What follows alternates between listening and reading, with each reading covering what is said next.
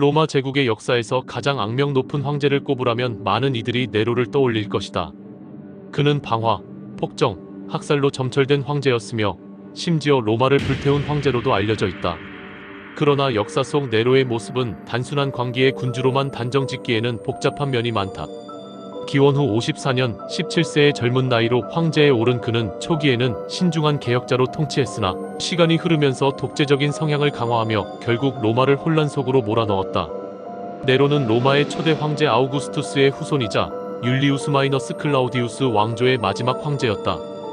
그는 혈통적으로 로마 황제 제도의 정통성을 지녔지만 그가 집권한 시대는 이미 정치적 균열이 깊어지던 시기였다. 그의 즉위 과정부터 후반기 폭정까지의 변화는 단순히 개인의 성격 문제를 넘어 로마 제국이 황제 중심 체제로 급격히 이동하면서 나타난 필연적 결과로 볼 수도 있다. 그렇다면 네로는 정말 단순한 폭군이었을까? 아니면 그의 치세를 좀 더 면밀히 살펴보면 다른 해석이 가능할까?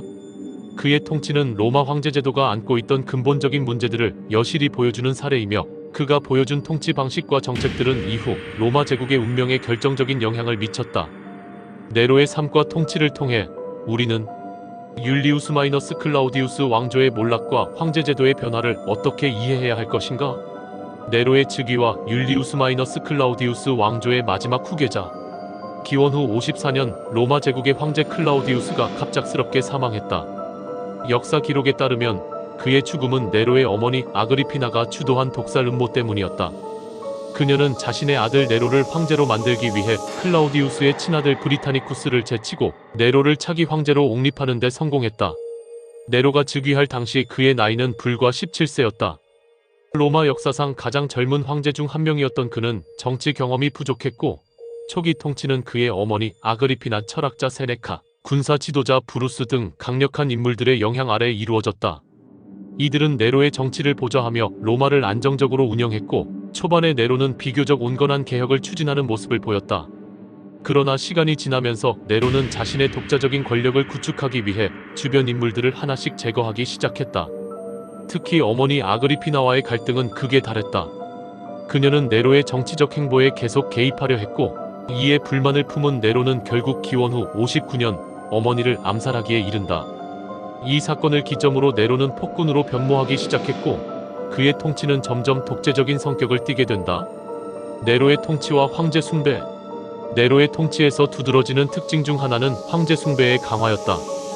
이전까지 로마 황제들은 신격화를 사후에 받는 것이 일반적이었지만 네로는 살아있는 동안 자신의 신성을 강조하고자 했다. 그는 자신을 신과 동일시하며 그리스 문화와 예술을 적극적으로 받아들였다. 특히 그는 예술과 연극을 사랑하여 직접 시와 음악을 작곡하고 공연에 출연하기도 했다. 이는 기존 로마 귀족들이 생각하는 황제의 모습과는 거리가 먼 행동이었으며 원로원과 전통주의자들의 반발을 불러왔다. 그러나 네로는 개의치 않았고 오히려 자신을 로마의 문화적 중심으로 만들려 했다. 또한 그는 대규모 건축 사업을 통해 자신의 위상을 강조했다. 그는 도무스 아우레아, 황금 궁전을 건설하여 황제 권력을 시각적으로 드러내고자 했다. 그러나 이러한 사업은 막대한 재정을 소모했고 이를 충당하기 위해 세금을 대폭 인상하면서 시민들의 반감을 샀다. 로마 대화제와 네로의 책임. 기원 후 64년 로마 역사상 가장 악명 높은 사건 중 하나인 로마 대화제가 발생했다. 도시 대부분이 불타버렸으며 수많은 시민들이 삶의 터전을 잃었다. 문제는 이 화재의 원인을 둘러싼 논란이었다. 당시 많은 사람들이 네로가 화재를 고의로 일으켰다고 믿었으며 이는 이후 역사 속에서 네로가 로마를 불태우고 연주를 했다는 이미지로 굳어졌다. 그러나 실제로 네로가 방화를 지시했다는 확실한 증거는 없다. 오히려 그는 화재가 발생한 후 적극적인 복구 작업을 지시했고 로마를 새롭게 재건하는 과정에서 도시 계획을 개혁하기도 했다. 하지만 그는 화재의 책임을 피하기 위해 희생양을 찾았고 그 대상이 당시 신흥 종교였던 기독교인들이었다. 그는 기독교인들을 방화범으로 몰아 대규모 박해를 시작했으며 이는 로마 제국에서 최초로 공식적인 기독교 탄압이 이루어진 사건이었다. 네로의 몰락과 율리우스 마이너스 클라우디우스 왕조의 종말. 네로의 폭정이 계속되면서 그의 통치는 점점 불안정해졌다. 그는 자신의 정치적 반대자들을 숙청하며 공포 정치를 펼쳤고 심지어 충성스러운 장군들과 귀족들마저 의심하여 처형했다. 이러한 정책은 결국 군대와 원로원의 신뢰를 잃게 만들었다. 기원 후 68년 네로의 권력 기반이 무너지기 시작했다. 갈리아 프랑스 지역에서 반란이 일어나고 로마 군단이 이에 동조하면서 네로는 더 이상 제국을 통제할 수 없는 상황에 몰렸다. 원로원조차 네로를 공공의 적으로 선언했고 결국 그는 황제 자리에서 축출되었다. 도망자가 된 네로는 로마를 떠나 도망쳤지만 끝내 기원 후 68년 6월 9일 자결로 생을 마감했다. 그의 유언은 이제야 진정한 예술가가 죽는구나였다고 전해진다. 그의 죽음과 함께 율리우스 마이너스 클라우디우스 왕조도 막을 내렸으며 이후 로마는 극심한 내전에 빠지게 된다. 네로의 역사적 평가.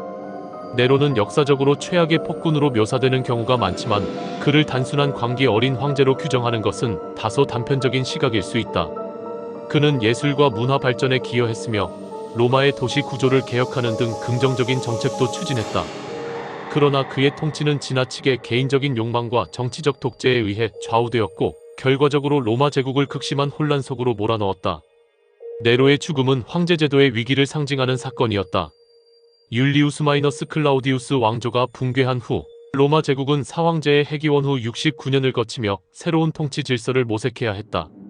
네로의 몰락은 단순히 개인의 실패가 아니라 로마 황제 제도가 안고 있던 구조적 문제의 결과였다고 할 수 있다. 결국 네로는 로마 제국의 황제 제도가 가진 양면성을 가장 극적으로 보여준 인물이었다. 그는 예술과 정치 개혁을 시도한 개혁자이면서도 동시에 공포 정치와 폭정을 일삼은 독재자였다. 그는 역사 속에서 미친 황제로 남았지만 그의 통치가 로마 제국에 미친 영향을 이해하는 것은 여전히 중요한 문제로 남아있다. 네로, 로마 제국을 뒤흔든 마지막 황제. 네로는 로마 역사에서 가장 논란이 많은 황제 중 한 명으로 남아있다. 그는 율리우스 마이너스 클라우디우스 왕조의 마지막 후계자로 즉위했지만 그의 통치는 극단적인 독재와 예술적 열정, 정치적 숙청과 개혁이 공존하는 복합적인 모습이었다. 로마 대화제와 기독교 박해, 무분별한 세금 정책으로 인해 악명 높은 폭군으로 기록되었지만 한편으로는 로마의 문화와 예술 발전에 기여하고 도시 재건을 주도한 개혁자로도 평가할 수 있다. 그러나 네로의 가장 큰 문제는 그의 개인적 야망이 제국의 안정을 해쳤다는 점이었다. 그는 정치적 반대 세력을 숙청하며 공포 정치를 펼쳤고 황제의 절대 권력을 강화하는 데 집중했으나 결국 이는 군대와 원로원의 반발을 초래하며 그의 몰락을 불러왔다. 기원 후 68년 그는 반란과 내전 속에서 자결하며 비극적인 최후를 맞이했다. 그의 죽음과 함께 율리우스 마이너스 클라우디우스 왕조는 역사의 뒤안길로 사라졌고 로마 제국은 극심한 혼란에 빠지게 되었다. 네로의 통치는 단순한 폭군의 사례가 아니다. 그는 황제 제도가 가진 구조적 문제와 로마 제국이 안고 있던 정치적 불안정을 극단적으로 보여주는 인물이었다. 그의 몰락은 권력의 본질에 대한 경고였으며 로마 제국이 지속되기 위해서는 황제와 원로원, 군대 간의 균형이 필수적임을 시사하는 사건이었다. 역사가 타키투스는 권력은 그것을 손에 쥔 자의 본성을 드러낸다고 말했다. 네로의 삶은 이 명제를 여실히 입증하는 동시에 절대 권력이 어떤 결과를 초래할 수 있는지를 경고하는 역사적 교훈으로 남아있다.